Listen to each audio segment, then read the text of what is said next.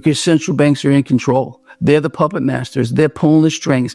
All the talk to the contrary is a deception. The same things we heard last time are being echoed louder this time. Trump's going to end the Fed. If Trump really wanted to end the Fed, the number one thing he'd be doing right now is would be adding to our so-called gold reserves, which we may not even have any anymore. A lot of people do not believe we have gold reserves. Now, instead of adding gold to our reserves, he wants to add cryptocurrencies, plural, to the strategic reserve. Look, as a crypto investor, I'm all about it. I like it. It's positive, okay? But I don't think we really need to make the United States the crypto capital of the world. Or maybe simultaneously, we could make the U.S. the crypto capital of the world at the same time. Look, if we do not return to a constitutional money system, we all lose. It's not about what this puppet is saying or what that puppet is saying. It's, we the people really need to start holding people to account here. No mention at all during the entire campaign by either one of these things about how they were going to add gold to the strategic reserves here. What are central banks doing right now? What do we know? They're adding to their gold reserves right now. But why are nations not doing that? Why are we here in the United States? First of all, as you said, no one has any idea if we had even 1 bar of gold, 1 ounce of gold left. Many, many, many people, in fact, I would say the vast majority of people don't believe there's any gold at all. This may be true. How are we supposed to know that? There are some people, of course, and there always are, that are privy to this information. But this is a threat. This is a direct threat to our survival. Because in my opinion, look, these are real money. Gold and silver. I think not only should gold be added to the strategic reserves, silver as well. Does anybody believe if Trump was saying that right now, we'd be seeing the precipitous drop that we've witnessed lately with regard to gold and silver? No, we'd see that going up too.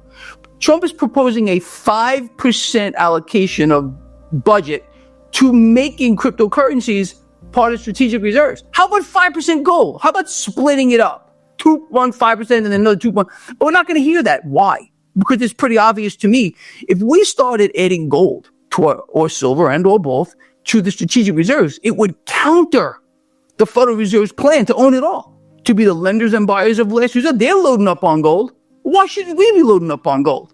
They're fulfilling they know where we're going. Trump knows where we're going. So did Kamala.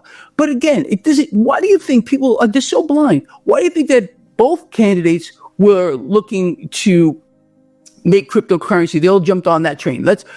Trump is the king. She became the cryptocurrency queen. That's one thing. And then number 2, what did Kamala do that Trump started? Look, I'm going to make sure that rates are way lower. He used that word, way. Again, he has no control over that, but he can certainly work with a Federal Reserve chairperson. What did Trump want during his last tenure?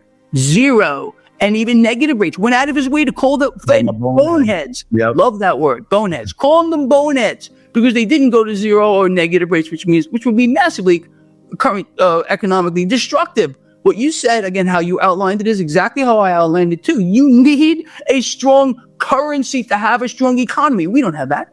And we need higher rates, not lower rates. This isn't working out for anyone. But again, no one's being held to account. We don't have a market either. What we have is a clown show. What we have is some kind of freak show, and people are walking themselves now, not being led anymore, walking themselves into their own demise.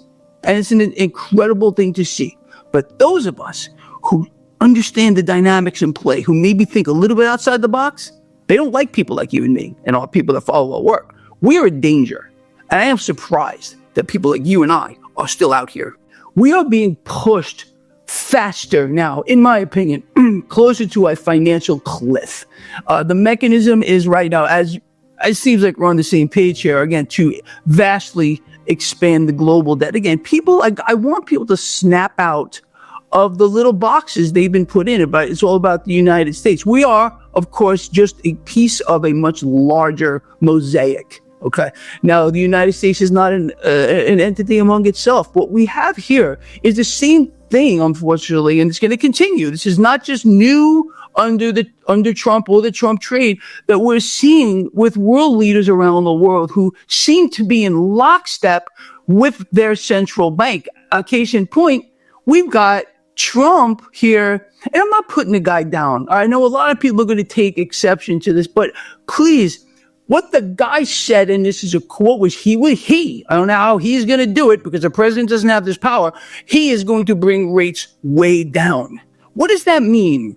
Artificially suppress rates, the mechanism here that's inflated the largest stock market bubble in the history of the world on the back of the largest hyper debt bubble, which is, in my view, the greatest threat to the world, period, the end. We're going to lead up into a liquidity crisis, a credit freeze, same things that were happening in 08. This time, again, it's a little bit different. In fact, it's a lot bit different. But this mechanism here just creates a specific flow of cash through the market. And that's really what I am looking to take advantage of, not for myself, but for everyone who gets it. We got to stay ahead of the curve. If we realize that there's no way to stop this, again, central banks around the world, here in the United States as well, artificially suppressing rates, currency devaluation, how does that help the middle class? I'm going to give everyone a big clue. It doesn't.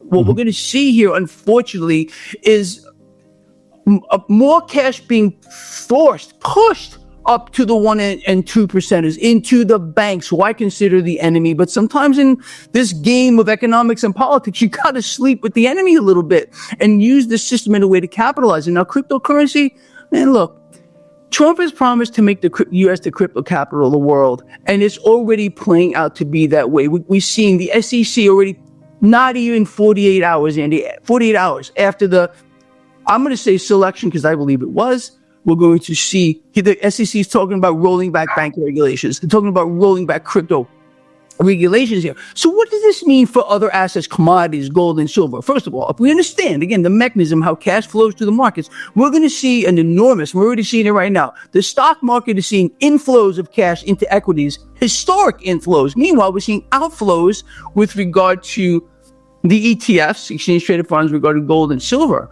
All right, this presents opportunity in my view. I believe that commodities moving forward, because of the dynamic in play now, pushing cash into the stock market, risk on.